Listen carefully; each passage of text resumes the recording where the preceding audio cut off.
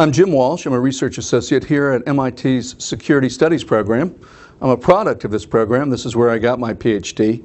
And my focus is in international security, and in particular on issues having to do with nuclear nonproliferation. And I guess over the last 10 plus years, I've been, more than anything else, looking at Iran, North Korea, and other countries that are of current policy concern with regard to their nuclear programs. And I've been to both Iran and North Korea. And of course, Iran is much in the news these days because of its nuclear program and because of what's happened in Iran. Back in June, early in the summer, Iran had an election. It was a disputed election, an election that brought out protesters, and those protesters were met with violence and a general meltdown within the Iranian government at a time when Iran was on the eve of coming to negotiations with a new American president, President Obama.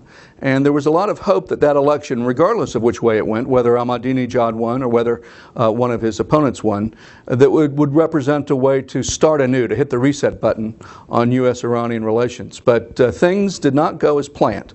And right now there's tremendous turmoil, protests in Iran, paranoia on the part of Iranian authorities, fearful of their own people, fearful of outside intervention, and real question marks remain about what will the future hold with regard to Iran's nuclear program. So what I thought I would do is just give you a quick background on Iran's nuclear program and sort of lay out the scenarios as we look at them both politically and for the nuclear program. The background, of course, is that Iran has had a nuclear program since the mid-1980s. It's a program that really didn't make many strides. It was adrift, didn't accomplish much from 1984 to 1987. It was not a priority. But beginning in 1987, the program made real strides. And the issue here is not Iran having civilian nuclear program. All countries under the Nuclear Nonproliferation Treaty are entitled to have a civilian nuclear program. The concern is a particular technology, a particular nuclear technology, in this case called enrichment. And what enrichment does is it allows you to produce the fuel, when you produce low enriched uranium, the fuel for a civilian nuclear power reactor. Now, you can't build a bomb with a civilian nuclear power reactor, and you can't build a bomb with low enriched uranium. But unfortunately, that enrichment technology, in this case centrifuges, that is used to produce that low enriched uranium for fuel, is the very same technology you can use to produce highly enriched uranium, which is what you use for nuclear weapons. And so the West, the U.S. in particular, has been concerned about Iran's enrichment program, fearful that this was simply taking it to the edge of an ability to produce nuclear weapons at some later point.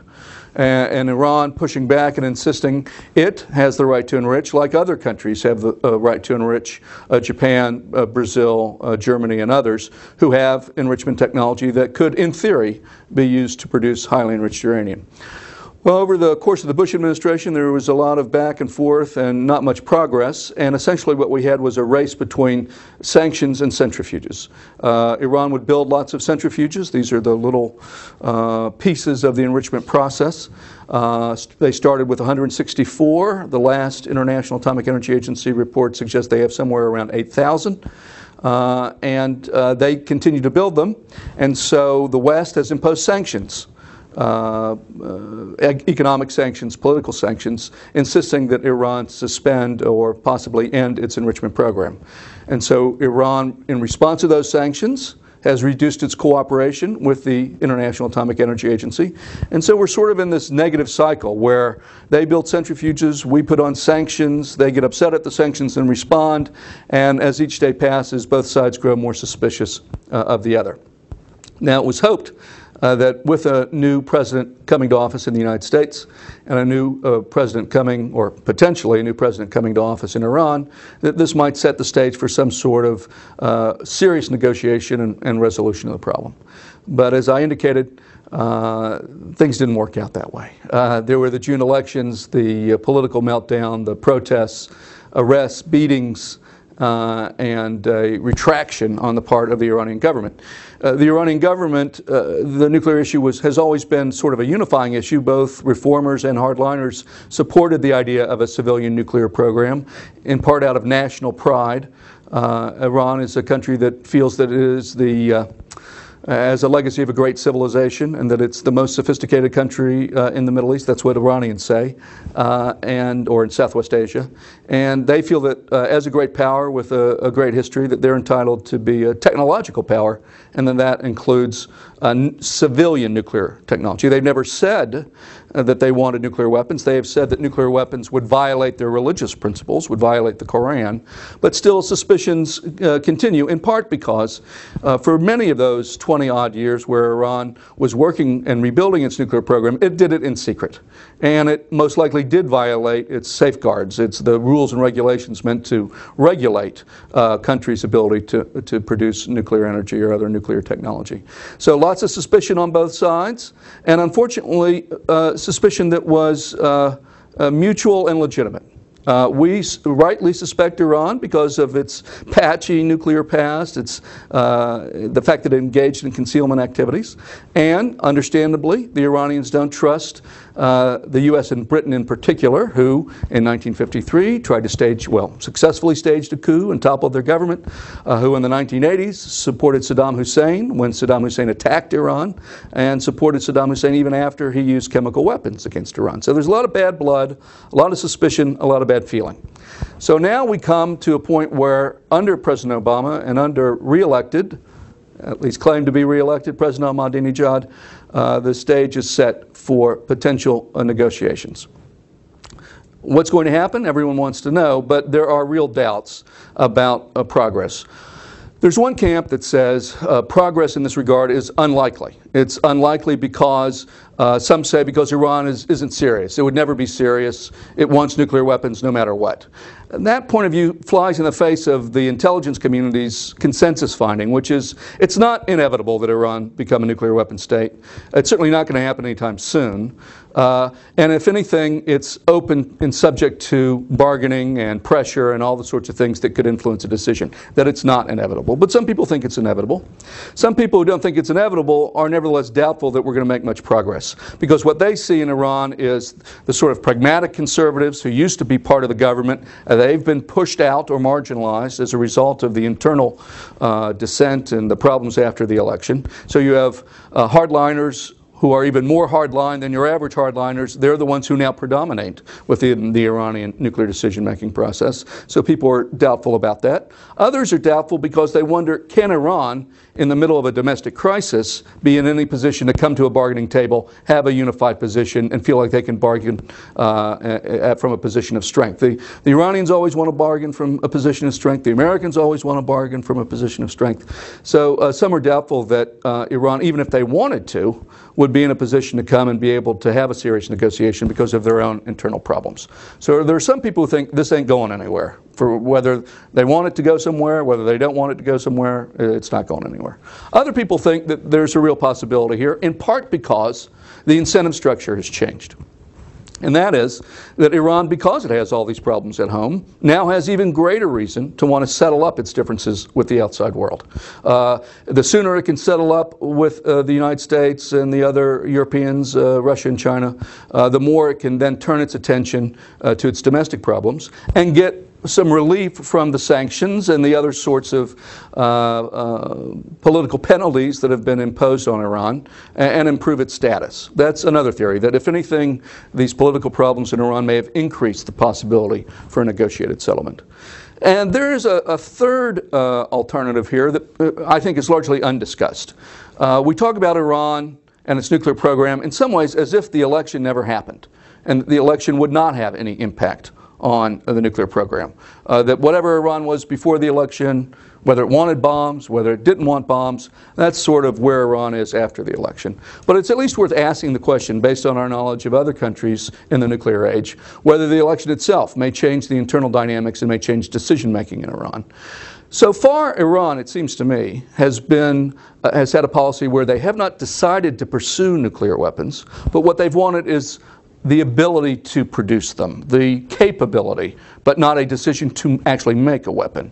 Lots of countries have the capability to make nuclear weapons, but have not crossed that threshold. And of course, for Iran, if you pursue that path, that's a path that's politically popular. It serves a lot of domestic constituencies. And it allows you to reap a lot of the advantages without paying the costs of being an overt nuclear weapon state. If you come out and declare yourself an overt nuclear weapon state, you're going to make your neighbors nervous. You're going to cause them to balance and side with your enemies. You're going to be under the microscope. You're going to be under sanctions. There are lots of costs that come with being an overt nuclear weapon state. Whereas if people think you can do it, but they're not sure you're going to do it, then you get some of the advantages without having to pay all the big costs. And that was sort of Iranian policy, and it has been Iran policy. One of the concerns I have is that going forward, we may have had a shift in the incentive structure for Iran's nuclear program. That prior to the election and the fallout from that election, the smart thing to do for Iran from an Iranian perspective was to sort of march along in capability but not express an interest in nuclear weapons, certainly not cross that in an overt way.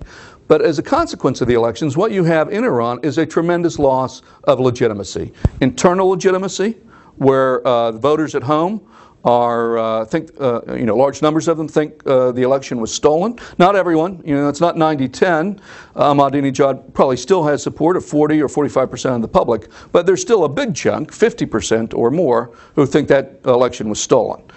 So you've had a loss of legitimacy at home, and you've had a loss of legitimacy abroad. Iran can no longer look down its nose at Arab states who use violence to enforce their governmental control. It's hard for them to go and lecture others when they've had these problems at home. And obviously, they've received condemnation from around the world, and especially now from people interested in human rights and democracy. So they've suffered internal legitimacy loss and external legitimacy loss. And the question is, does that change their nuclear calculus? Will it change it over the months and years to come? And I would suggest that's at least a possibility worth considering. I didn't think Iran was going to pursue build a bomb prior to this. I think it's still more unlikely than likely, but I think they have more incentive to. And I offer this analogy.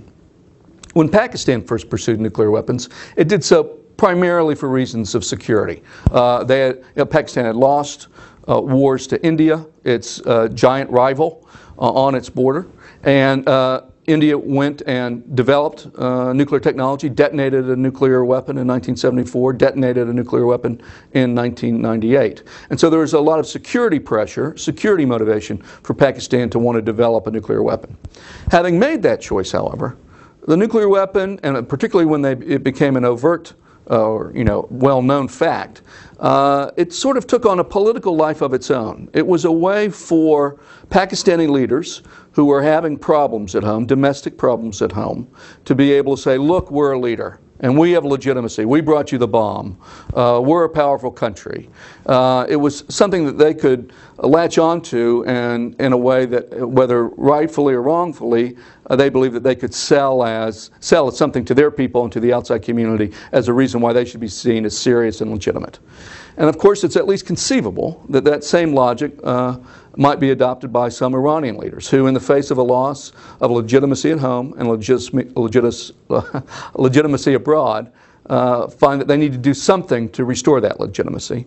And one way to do it, unfortunately, might be to develop nuclear weapons and become an overt nuclear weapon state. Now, would that set up a conflict between Iran and the rest of the world? Not a military conflict, but a political conflict? Yes, but that might also serve the interests of Iranian leaders who are embattled at home. If the whole world is against you, then you get to have a rallying cry to say, look, the whole world's against us. We need to unite as a people to defeat these foreign enemies who have plotted against us in the past. So, again, I wouldn't bet the house on that, but I think it's something to be watchful for. And what you'll want to watch is the statements being made by the Supreme Leader and by others in Iran. So far, there is no hint of that. The Supreme Leader recently, in a Friday prayer service, reaffirmed the fact that Iran was not going to develop nuclear weapons because it would violate the Quran, that it is incompatible with Islam. So far, no hint of that, but it's something to watch out for. Now, let's say that Iran withstands that temptation to develop nuclear weapons because of its problems at home. There's still the question of where these negotiations are going to go.